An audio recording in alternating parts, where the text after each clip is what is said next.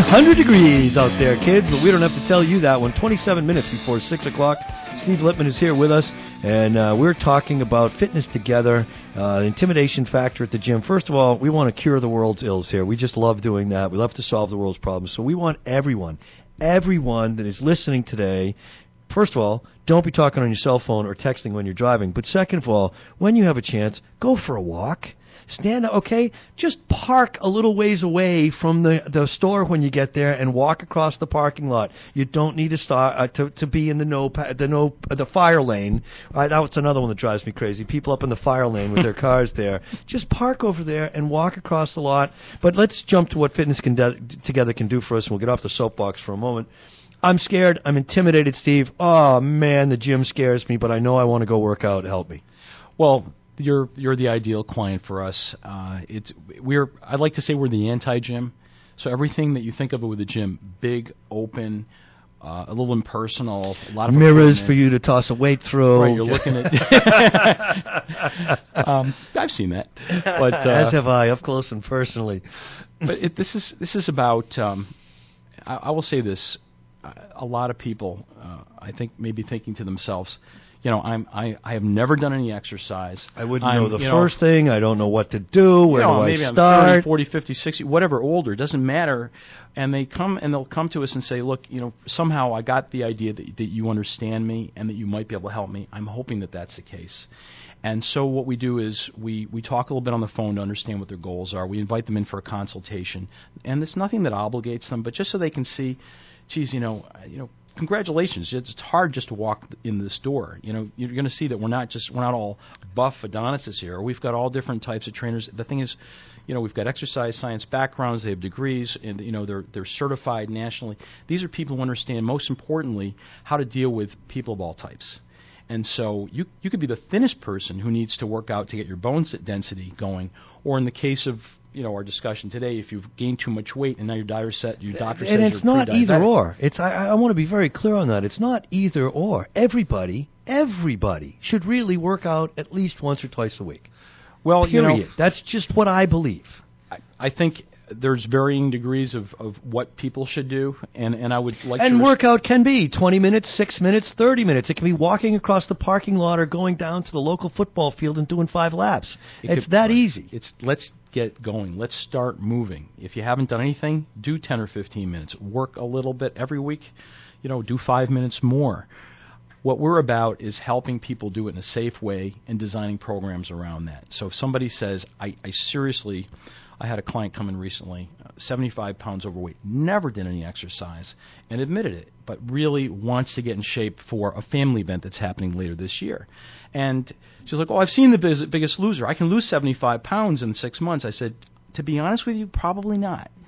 So let's kind of dial it back. If you're at a ranch with 100 people working you out every day, and that's another one I want to touch base with, because I'm sure your trainers are a lot like Bob and Jillian. They have to be sort of, closet psychologists and psychiatrists at times to be able to manipulate people to motivate them. Because I don't want that to sound bad, manipulate to motivate, but like a good coach does, there's a time when you need a kick in the pants and there's a time when you need a pat on the back. Well, there's some psychology behind it, but it's having enough empathy to understand what they're going through, but understanding that if they could do it on their own, they wouldn't hire us to help them.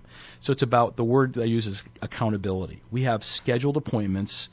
We're open from 6 in the morning till 9 o'clock at night, so it's really flexible. So whether you're staying at home and you have to have somebody watch the kids, or whether you're working and you travel, it doesn't matter. We can work around your schedule.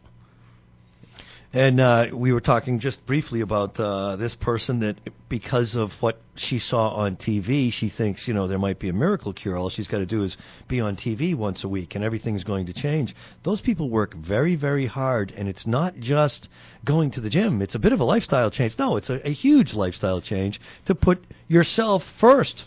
It is, and that's why our company is Lifestyle Fitness, because it's about incorporating it as part of your day-to-day activity. What we tell people is, we might see you 3 times a week, 4 times a week, maybe, but there's things you need to do on your own, and so we work to coach around that.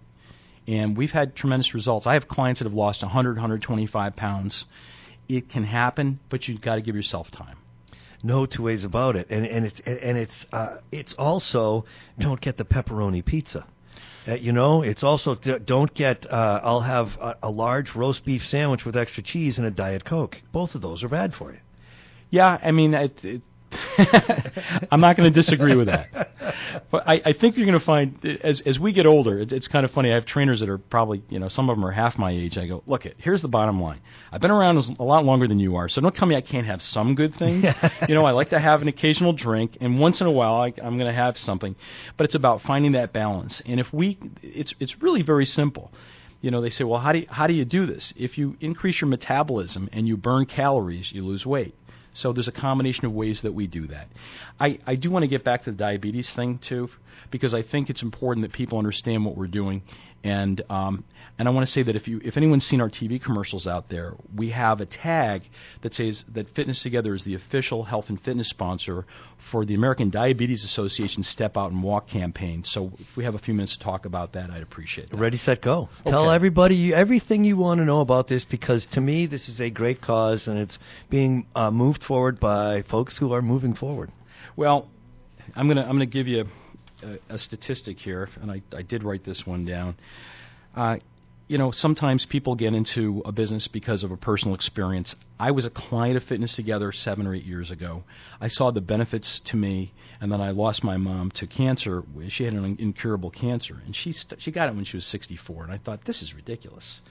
So there's certain things that we can't control. But when I saw you look at the numbers of people that have type 2 diabetes and how many lives it touches, it could be 80 million people when you look at those that have it and those that are pre-diabetic. We can help them. So our objective here and our goal is to help those people to do something that they can't necessarily do for themselves, and that is to lose that weight, lower that blood sugar, get off those meds if we can do that, and get people healthy. And that's going to save people a lot of money and put a lot of years on their lives. How's the study going? Well, let's talk about that. There's really two things that we're doing here. One, and just to finish up the money piece, we understand that for those that have type 1 diabetes, there is no cure. They're still trying to figure out what the cause of it is.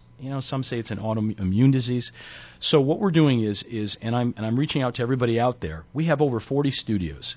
We have a website, ftgetsresults.com. You see a location near you, and the trainers, the clients, we're all doing some form of cardio. Just like you said, walk, run, bike, swim. We don't care what it is. Get out, move, go across the parking lot 1,000 times. But we're clocking miles and asking people to sponsor us between now and October to raise money. And our goal is to raise over $40,000 for the ADA. And in the last month, we raised over $10,000 so far. So you're going to make it, no sweat. There's no doubt. In fact, we've invited the public to join us. So you don't have to be a client of Fitness Together to say, I have somebody that was afflicted with diabetes. I know somebody that died because of it. I mean, there's so many related illnesses. And if they want to put their name up and do something and talk to us and record their miles and have people sponsor them, we can do it. So once again, let's make sure that the folks get that at home. How do they reach you? Just go to www.ftgetsresults.com. ftgetsresults.com is our website. There's over 42 locations in Massachusetts and Rhode Island, and we are here to support you, and we're looking to raise as much money as we can to help fund and find a cure for diabetes. Just a quick factoid, $38 million a year is raised for diabetes research. 50% of it is spent here in Massachusetts on research and development. Wow. So that says a lot for our healthcare system here and what doctors are doing to work towards finding a cure. Healthcare overhaul. How do you think the healthcare overhaul is going at this particular juncture? No comment, no. Are we at least moving in the right direction? Okay. I'm going to talk about the study in a minute, but you've got me. We'll get to the study. We got a minute and a half before the break, and we'll do the study on the backside of the break. Okay, we'll do it on the backside. As an employer, for any of you out there that own companies, how many times do you look and you look at your premiums going up? Ours only went up 17% this year. Oh, my agent says you should feel good about that. I remember a year went up 30%. How do they justify 17%? And why do people say things like, oh, you should feel good about it? Come on. But yeah, they said you should feel good about it. I said my average age employee is in their late 20s, and I'm not even part of the program. So you got shot, but at least you didn't get shot in the face. Yeah, that's it. Right. That's right. You can still, that modeling career is still all set for you. Right. So there are major factors driving up the cost of health care, but one of the top 4 factors is diabetes. And that's what I'm here, because I believe that we can do something to help prevent it. And if we do preventative medicine, in this case, we're going to save people a lot of money, put a lot of years on their lives. That's why a cliche is a cliche. It's a prevention is worth a pound of cure. Me personally, I want everybody getting up and walking. I want to bring back phys ed. I would love it if kids at least 3 times a week were out doing something other than being sent out to a parking lot under the guise of recess. Exactly. Something out there. Pick up a ball, run, walk, hit one. And I don't mean hit your neighbor. I mean hit a baseball someplace. Throw the football around. Play a little hoop. It's not that hard. Hey, wiffle ball's a great one, too. This is the Money Matters Radio Network.